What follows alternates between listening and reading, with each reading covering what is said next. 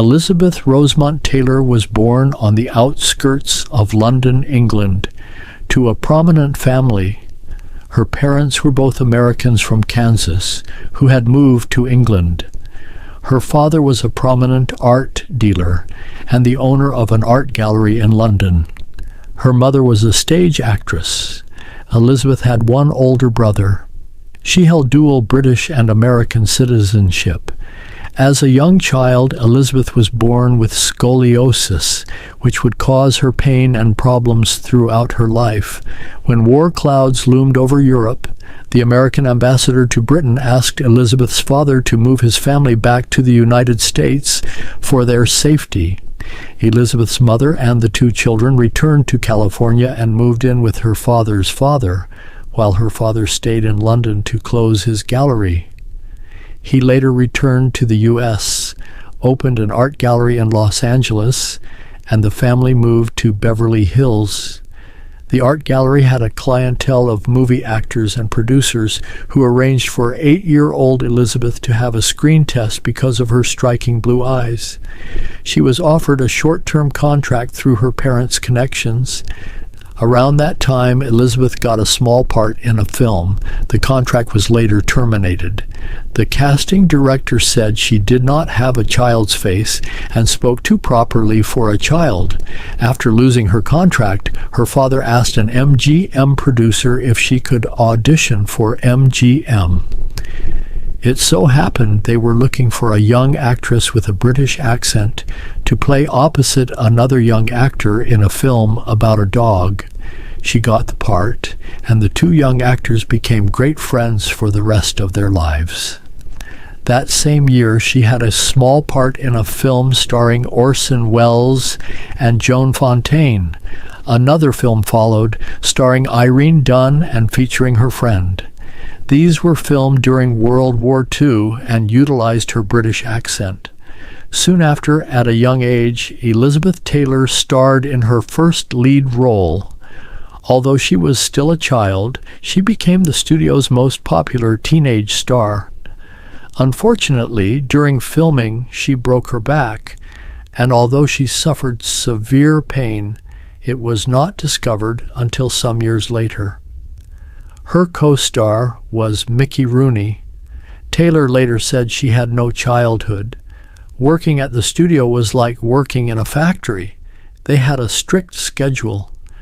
When she wasn't attending school on the studio lot, she was filming, and in the afternoons she practiced dancing, singing, or studying lines for the next day's shoot. The studio started cultivating her image as a young woman. She appeared with her parents at a famous club in New York City, looking older than she actually was. At the beginning of production of a spy movie with a much older actor, Elizabeth, who played his love interest, was only 17. During this time, she became lifelong friends with actor Montgomery Clift. She also played a part in a classic film adaptation alongside several other well-known actors. The movie was released later.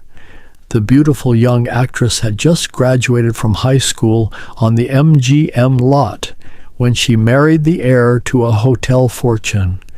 MGM took charge of the expensive wedding, making the most of the publicity for their star. Taylor stated years later that she wanted to marry young so she could get away from her parents and the studio. She had always lived a sheltered life and wanted independence. Unfortunately, the fairy tale marriage only lasted a short time. Elizabeth discovered that her husband was a heavy drinker and had become abusive. They divorced. While married to her first husband, Taylor starred in a critically acclaimed movie with her friend Montgomery Clift. She also appeared in a comedy with Spencer Tracy and Joan Bennett. Not long after, MGM began casting her in B-movies as punishment for divorcing her first husband so soon, believing it would hurt her box office draw. She became depressed and threatened to quit the movie business entirely. After being divorced for 1 year, she married her second husband, a British actor who was 20 years older than her.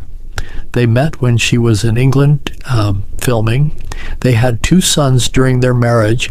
During this marriage, she negotiated a new contract with MGM. The studio lent the newly married couple money to buy a house, making her entirely dependent on MGM. Taylor also negotiated a multi-year contract for her husband to help his career. She starred in several movies, including one with Van Johnson. While pregnant with her second son, the studio punished her for taking maternity leave by extending her contract. Later, Taylor persuaded a director to let her star with her friends James Dean and Rock Hudson in an epic western. Shortly after finishing his part, James Dean was killed in an automobile accident. The entire cast was greatly affected, especially Elizabeth.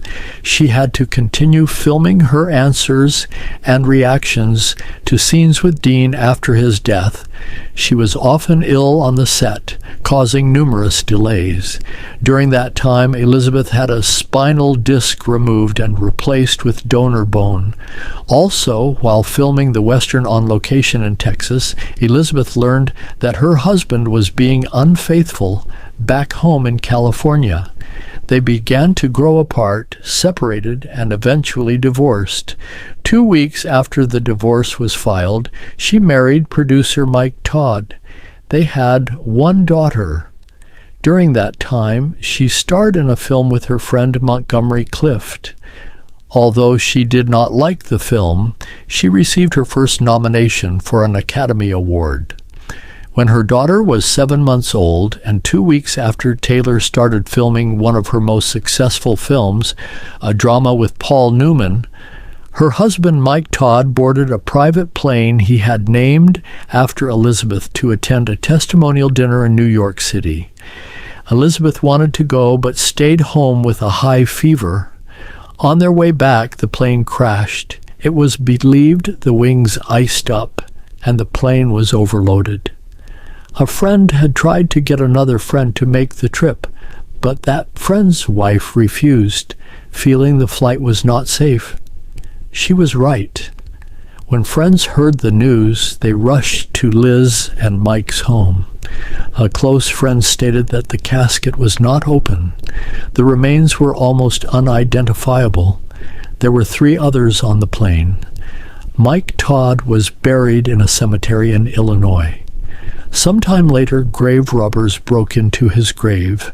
Rumors said Liz had left diamonds in the casket, but that was not true. A plastic sack with Todd's remains was found under a tree not far from his grave, and he was then buried in an undisclosed location. While friends tried to console Elizabeth, the studio tried to force her back on the set of her film. She was only given a short time to mourn. She later stated that she actually believed the role helped keep her from going insane. She also needed the work because her husband had accumulated large debts. Before filming was finished, she had become involved with one of Todd's closest friends, Eddie Fisher. The studio used the opportunity to push her next few films. They changed her image from grieving widow to homewrecker. After divorcing Debbie Reynolds, Fisher and Taylor married. Elizabeth later said she married Eddie due to grief. The publicity, fueled by the studio, destroyed Eddie Fisher's career. His singing career suffered. He lost his weekly television show, and he never recovered. Liz and Eddie remained married for 5 years. During their marriage, Elizabeth starred in a film by playwright Tennessee Williams. She was nominated for another Academy Award and won a Golden Globe. She was paid a large sum for her part and worked again with her friend Montgomery Clift. The next year, she starred in a film about a high-class call girl. The studio knew her home breaker image served the part well. Elizabeth hated the part and knew what the studio was doing by giving her that type of role, but she had no choice. It would be her last film with MGM. She insisted on a sympathetic role in the movie for Eddie Fisher, hoping to improve his image with the public, though it was not much help.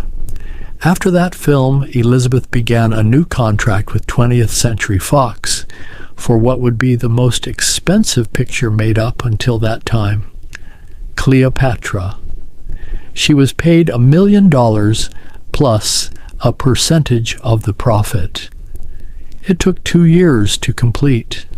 Filming started in England, but with bad weather and delays, Elizabeth became near fatally ill with pneumonia and required a life-saving tricky operation.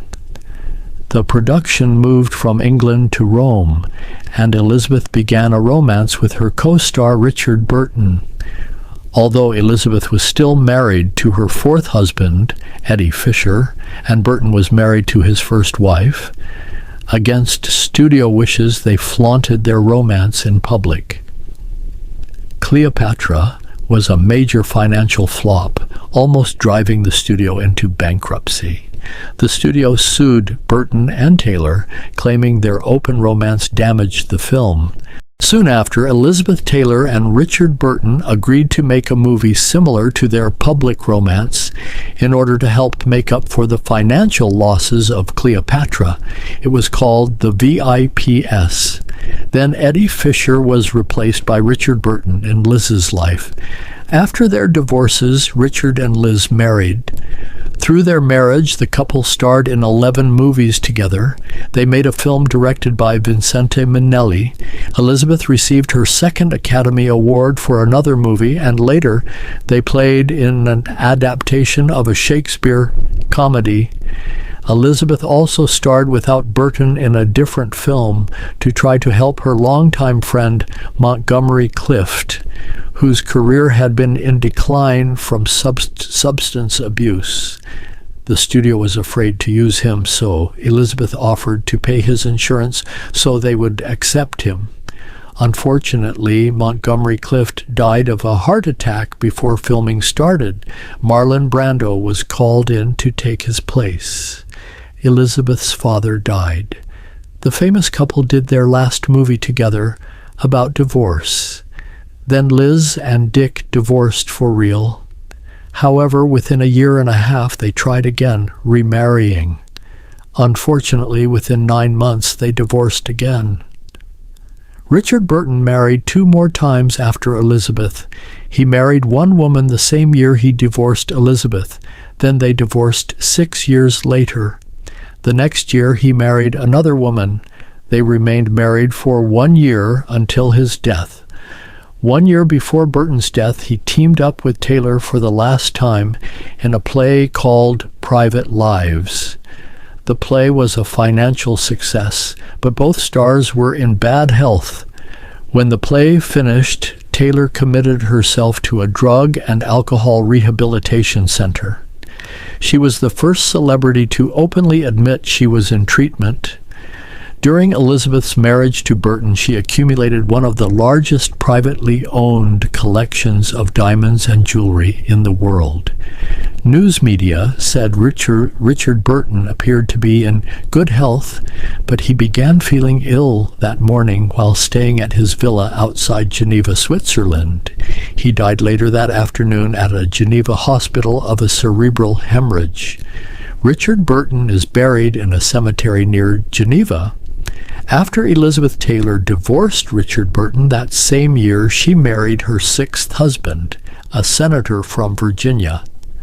While married to him, she helped during his election campaign. However, political life in Washington became boring, and she began gaining weight and becoming depressed.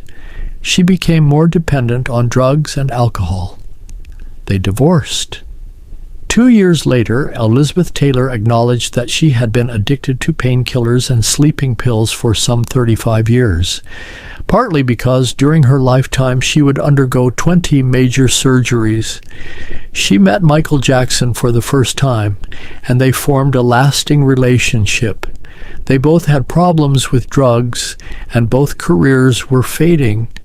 She became a mother figure to Jackson. She felt she needed to protect her troubled friend.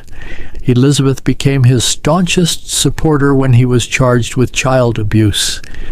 Jackson looked on Elizabeth as a second mother, and she saw him as a troubled son. Also around that time, she was told by the granddaughter-in-law of a billionaire that she had been unfaithful to her husband and had contracted HIV/AIDS. Expecting Elizabeth to scorn her, she was surprised when Elizabeth showed sympathy and supported her in her fight for life. Taylor was the first celebrity to support AIDS victims. At the beginning, the disease was only seen in the gay community. The nation's religious leaders, believing it was a disease brought on by a sinful lifestyle, were slow to force the government to move on the issue. Going against her Hollywood friends and fans, Elizabeth tried to bring the AIDS issue to the forefront. Not until her friend and star rock Hudson announced to the world that he had AIDS did Elizabeth begin to see results from her efforts. She said about Rock, "I always knew he was gay, but I thought he had cancer." The same year, Elizabeth founded the American Foundation for AIDS Research. 3 years later, Elizabeth relapsed into her own addiction to alcohol and prescription drugs. She checked herself into the Betty Ford Center for treatment. While there, she met a fellow patient, a truck driver and construction worker. After a few weeks of treatment, he was invited to move into her home. The next year, Taylor again had a close call with pneumonia and nearly died. She spent 3 months hospitalized. After her recovery, the following year, she married her 8th and final time to the truck driver, who was 20 years younger than her. It was a huge event behind the secured walls of Michael Jackson's Neverland Ranch. There was a prenuptial agreement stating that he would receive a sum if the marriage lasted 5 years. It lasted 5 years and a few days. They divorced. In addition to that sum, she later gave him money to pay off his house note that he was about to lose. He lost it anyway. And in her will, she left him a substantial amount. The year she married him, she started the Elizabeth Taylor AIDS Foundation. That same year, she supervised the creation of a line of perfume called White Diamonds. It has been reported that Taylor made more money from her fragrance than from all of her movies combined, helping her accumulate a fortune. A few years later, Elizabeth entered a local hospital to replace her right hip. 15 months earlier, she had undergone surgery to replace her left hip. 2 years after that, Elizabeth Taylor underwent surgery to remove a benign brain tumor. By the turn of the millennium, Elizabeth rarely attended public functions because back problems confined her to a wheelchair.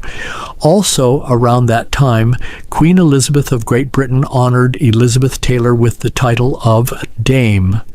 Elizabeth was later diagnosed with heart trouble and used a wheelchair for several years. She celebrated her 75th birthday with her 4 children. Not long after, Elizabeth Rosemont Taylor passed away at a medical center in Los Angeles due to congestive heart failure. She was buried in a mausoleum close to her friend Michael Jackson at a memorial park in Glendale. At her request, the burial ceremony started 15 minutes late. For years, she had said her friends claimed she would be late for her own funeral. She didn't want to make liars out of her friends.